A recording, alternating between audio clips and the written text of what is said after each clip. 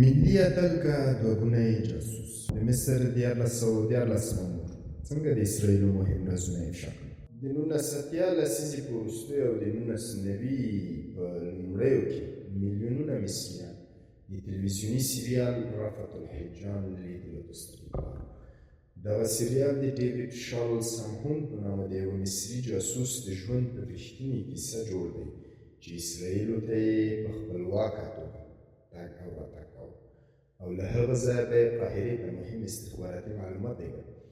رأفت الهجان چې اصلي نوم یې رفعت علي سلیمان جمال و، کیسه یې د مصر د استخباراتو په تاریخ کې یوه خورا زړه راښکونکې او له رازونو ډکه ده.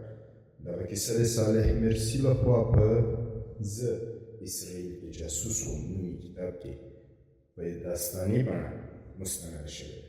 دا کتاب چې د رفعت جمال د ژوند پر بېلابېلو اړخونو د پوهېدو مهمه سرچینه ده. د داسې یوه سړي کیسه کوي چې په جعلي هویت 11 کاله اسرائیلو کې ژوند وکړ او له هغه ځایه مصر ته مهم استخباراتي معلومات چمتو کړل.